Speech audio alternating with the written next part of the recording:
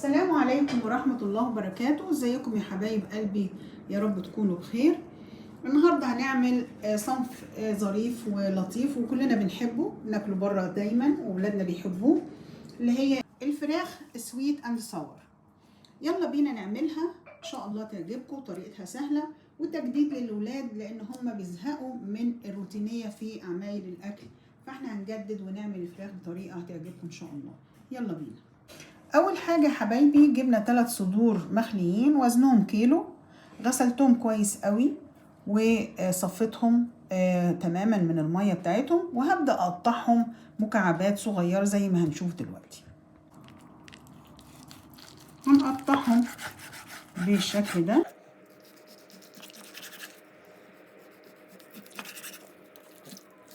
نمسك قطعه نقطعهم مكعبات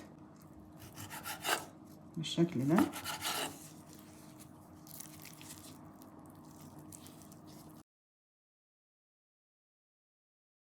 بعد ما قطعنا الفراخ بتاعتنا يا حبايبي مكعبات بالشكل ده، هنزل عليها ب3 معالق صويا صوص، هنزل عليها بمعلقة فلفل اسود مطحون، هنزل بمعلقة توم. بعد ما حطيت الحاجات بتاعتي هحط عليهم معلقة توم مفروم. اول حاجة هنزل عليهم، وهنزل بمعلقة زنجبيل مفروم. بعد كده هقلب كل المكونات دي على الفراخ كويس قوي، وهسيبها. بعد ما قلبتها كويس قوي هسيبها لمدة نص ساعة. الفراخ يا حبايبي هنجيب الخضار بتاعنا اللي هو عبارة عن فلفل احمر واصفر واخضر وجزر طبعا متقشر وبصلايه متوسطه. نقطع الخضار بتاعنا بالشكل ده.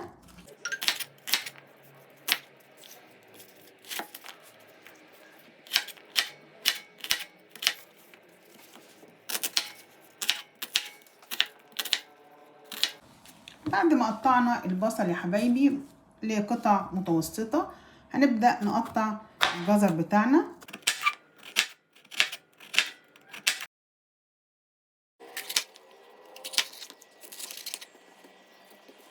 بعد ما قطعنا البصل وقطعنا الفلفل مكعبات يا حبايبي، نبدأ نقطع الفلفل بتاعنا برضو حتت مش صغيرة، مكعبات كده مش صغيرة زي ما احنا شايفين. بعد ما سيبنا الفراخ يا حبايبي لمدة نص ساعة، هنضيف عليها كوباية نشا،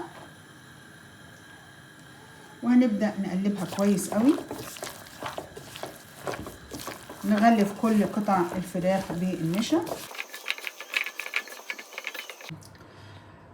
بعد ما تبلنا الفراخ بتاعتنا يا حبايبي، حطينا عليها النشا وقلبناها كويس جدا وغلفنا قطع الفراخ بالنشا.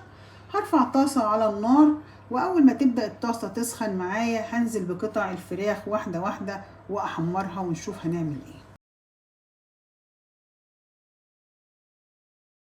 بعد الفراخ بتاعتنا يا حبايبي ما اخدت اللون الذهبي ده، هبدأ اشيلها وابدأ انزل الكمية. بعد كده لحد ما اخلص الكمية كلها هحط الفراخ بتاعتي في مصفى علشان تفضل مقرمشة وما تطريش بعضها، وهنكمل الكمية كلها ونشوف هنعمل ايه بعد كده. لما حمرنا الكمية كلها بتاعتنا يا حبايبي، هنبدأ نجهز صوص. هنجيب بولة زي ما احنا شايفين كده، هنزل فيها نص كوباية كاتشب بالشكل ده، عليها بنص كوباية خل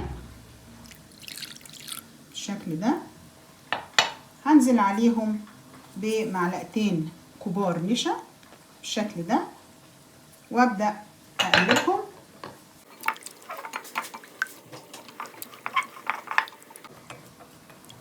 هبدأ اقلبهم كويس قوي. بعد كده هنزل ب5 معالق سكر كبار،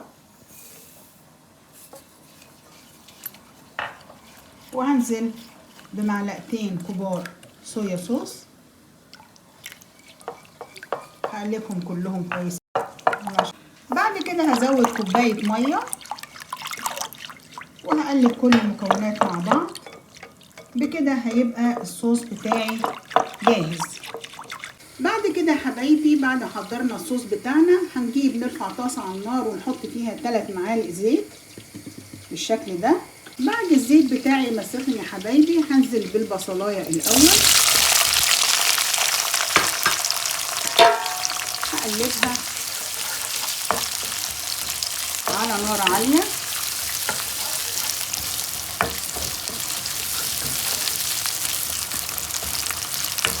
بعد كده هنزل بفص ثوم مفروم،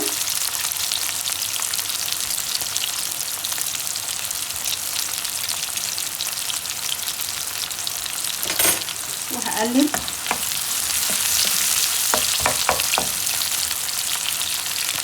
بعد كده هنزل بالجزر، هقلب بسرعة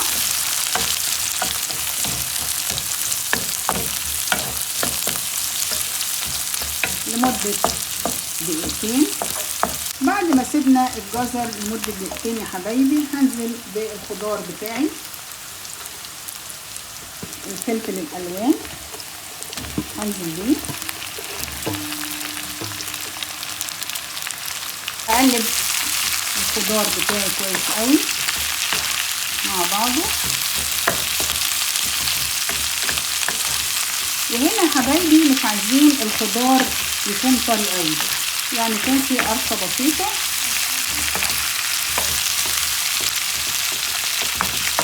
طبعا النار عاليه وبنقلب الخضار مع بعضه علشان مش عايزين الخضار ينزل ميه.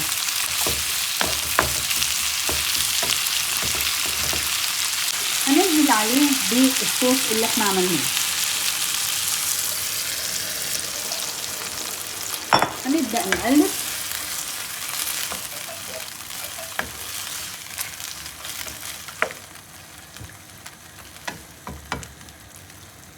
هيبدأ يغلي معايا الصوص، واحنا بنقلب هنلاقي انه يبدأ يتقل شوية.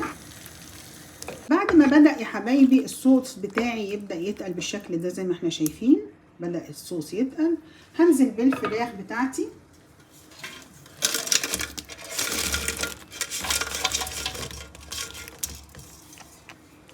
أبدأ أقلبها واحدة واحدة لحد ما الفراخ تتغطى كلها بالصوص بتاعي. بعد ما غطينا يا حبايبي الصوص كله، غطينا الفراخ بالصوص كله وخدت تكتكه كده بسيطه على النار، هرش عليها معلقه سمسم، وانا ضفت نص معلقه حبه البركه زي ما احنا شايفين كده عليها. وبكده الفراخ بتاعتي هتبقى جاهزه للاكل. بعد كده يا حبايبي هجيب كيس مكرونه اسلقه واتصفى، بس في سلق المكرونه احاول ان انا مسلقهاش جامد. بعد كده هشطفها واصفيها، هجيب حله وارفعها على النار واحط فيها 3 معالق زيت بالشكل ده. هنزل ب3 معالق من الكاتشب،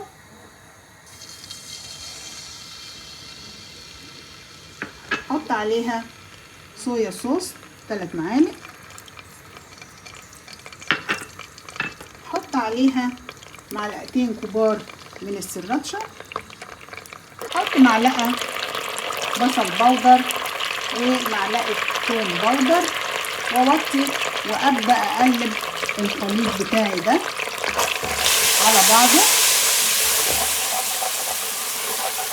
هنزل بالمكرونه اللي انا سلقاها ومشطوفه ومتصفيه كويس قوي بالمنظر ده، وابدا اقلب المكرونه بتاعتي في المكونات اللي احنا حطيناها.